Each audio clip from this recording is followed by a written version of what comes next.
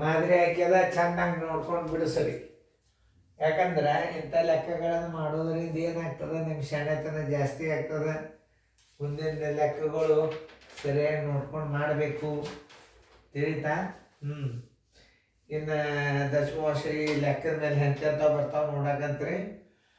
Video on ಮಾಡಿ. ಎಲ್ಲರೂ ನಾನು ಹೇಳುವಾಗ ಬೋರ್ಡ್ ಕಡೆ ಲಕ್ಷ್ಯ ಕೊಟ್ಟು ನೋಡ್ಬೇಕು, ಅದು ಭಾಳ ಇಂಪಾರ್ಟೆಂಟ್. ಮಾಡ್ಯಾರಿಲ್ಲ ಒಂದು ಸ್ವಲ್ಪ ಚೆಕ್ ಮಾಡಿರಿ. ಆಮೇಲೆ ನಾ ಹೇಳೋ ಬೋರ್ಡ್ ಕಡೆ ನೋಡ್ರಿ, ಹೆಸರಳದ ಮುಂದೆ ಒಂದು ಸ್ವಲ್ಪ ಚೇಂಜ್ ಆಗ್ತಾವೆ ಗಣಿತ. ಈಗ ಟಿ ವಿ ಬೆಲೆಯು 15,000. ಓಕೆ, ಈಗ ಟಿ ವಿ ಬೆಲೆಯು ಬರೋಬ್ಬರಿ 15,000 ರೂಪಾಯಿ. ಕಂಪ್ಯೂಟರ್ ಬೆಲೆ ಸರಳದಾಗಿರು. ಕಂಪ್ಯೂಟರದ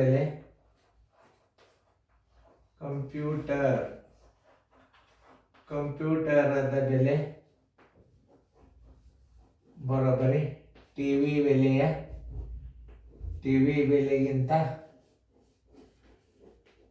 ಬೆಲೆಗಿಂತ ಎಷ್ಟು? 10,800 ಹೆಚ್ಚು ಇದೆ.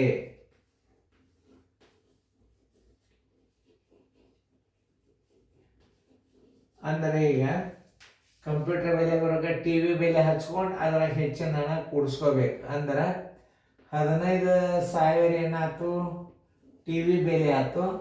10,800 ರೂಪಾಯಿ ಹೆಚ್ಚಿನ ಹಣ ಜರ ಕೂಡಿಸಿದ್ರಿ ಅಂದ್ರೆ ಏನು ಬರ್ತದೆ ನೋಡಿ. ಪೂಜೆ 8ಕ್ಕೆ 8, ಆಮೇಲೆ 5ಕ್ಕೆ 5, 1 1 2, 25,800 ಏನು ಬಂತಿದ್ದು ಕಂಪ್ಯೂಟರ್ ಬೆಲೆ ಆಯ್ತು. ಒಟ್ಟು ಬೆಲೆ ಬರೋಬ್ಬರಿ ಟಿ ವಿ ಬೆಲೆ ಪ್ಲಸ್ ಕಂಪ್ಯೂಟರದ ಬೆಲೆ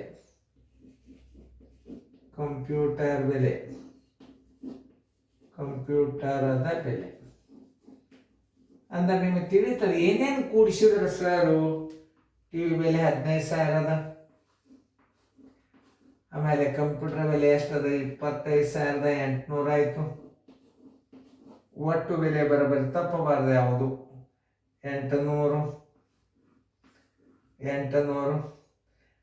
ಆಮೇಲೆ 5ಕ್ಕೆ 5, 5 5 10, 800. 5 5 10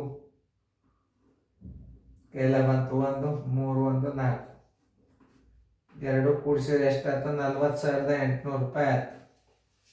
ಆನ್ಸರ್ ಇನ್ನು ನಾ ಎಸ್ ಅನ್ನೋ ತನಕ ಹಾಕೋಬೇಡ್ರಿ, ನಾ ಹಚ್ಚಿರ್ತಾನೆ ಇನ್ನೊಂದು ಚೆಕ್ ಮಾಡ್ಕೋತಾನೆ ನಾನು. 40,800 ರೂಪಾಯಿ.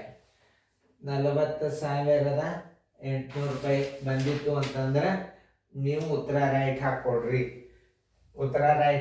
ಕರೆಕ್ಟ್ ಅದ ನೋಡ್ರಿ. ಹೆಂಗೆ ಲೆಕ್ಕಗಳನ್ನು ಬಿಡಿಸ್ಬೇಕನ್ನೋದು ನೋಡ್ರಿ. ಮುಂದೆ ನಿಮಗೆ ಚೌಕಾಕಾರ ವರ್ಗದ ವಿಸ್ತೀರ್ಣ ಕೊಟ್ಟು ಭುಜದಳತೆ ಕೇಳಿದಾಗ ವರ್ಗಮೂಲ ಲೆಕ್ಕಗಳು ನಿಮಗೆ ಕಂಟಿನ್ಯೂ ಆಗ್ತಾವೆ. ಈಗ ನೀವು ಪರ್ಫೆಕ್ಟ್ ಹಾಕೋತ್ ಹೋಗ್ಬೇಕು ಇಂಥ ಗಣಿತಗಳನ್ನು. ಯಾವುದೇ ಒಂದು ಗಣಿತ ಬಂದ್ರೆ ಪಟ್ನ ಬಿಡಿಸ್ಲಿಕ್ಕೆ ಬರ್ಬೇಕು. ಅಂದರೆ ನಿಮ್ಗೆ ರಿಸಲ್ಟ್ ನಾ ಬೇಕಾದಂಥ ಪೇಪರ್ ತೊಗೊಂಡ್ರಾಗ ಸರು ನಾ ಬೇಕಾದಂಗೆ ಬಿಡಿಸ್ತಾನೋ ಅಂತ ಒಂದು ಕೆಪಾಸಿಟಿ ಬರ್ತದೆ. ಲಕ್ಷ್ಯ ಕೊಟ್ಟು ನೋಡ್ರಿ.